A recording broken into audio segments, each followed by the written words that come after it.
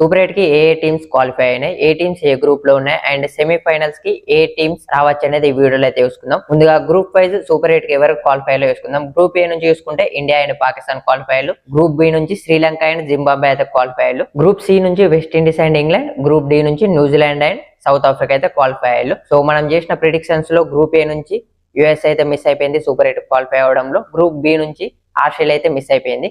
So ఆస్ట్రేలియాకి చాలా problems ఉన్నా కానీ అట్లీస్ట్ సూపర్ 8 వరకైనా క్వాలిఫై అవుతారు అనుకున్నాం. కానీ జింబాబ్వే వాళ్ళపై మ్యాచ్ విన్ అవడంతో ఆస్ట్రేలియా అయితే ఎలిమినేట్ అయిపోయింది. ఇక సూపర్ 8 లో ఈచ్ 4 టీమ్స్ ని 2 గ్రూప్స్ గా డివైడ్ చేసిల్లని చెప్పొచ్చు. సో గ్రూప్ 1 లో చూసుకుంటే India, south Africa, West Indies, Zimbabwe tough group అని చెప్పొచ్చు. ఇదైతే ఇండియాకి అంత ఈజీగా అయితే ఉండదు. ఎందుకంటే ఇక్కడ సౌత్ ఆఫ్రికా, వెస్టిండీస్, ఇండియా ఒక్క మ్యాచ్ కూడా ఇప్పటి వరకు వరల్డ్ కప్ లో ఓడిపోలేరు. కానీ ఇక్కడ సాడ్ పార్ట్ ఏంటిదంటే ఈ 3 టీమ్స్ లో 2 టీమ్స్ మాత్రమే సెమీఫైనల్స్ కి అయితే క్వాలిఫై అవ్వడం జరుగుతుంది. ఇక గ్రూప్ 2 లో చూసుకుంటే న్యూజిలాండ్, పాకిస్తాన్, శ్రీలంక, ఇంగ్లాండ్ లాంటి టీమ్స్ అయితే ఉన్నాయి. సో ఇక గ్రూప్ 1 నుంచి చూసుకుంటే India and South Africa semifinals కి వస్తారనుకుంటున్నా. గ్రూప్ 2 నుంచి చూసుకుంటే న్యూజిలాండ్ అండ్ శ్రీలంక రావచ్చు.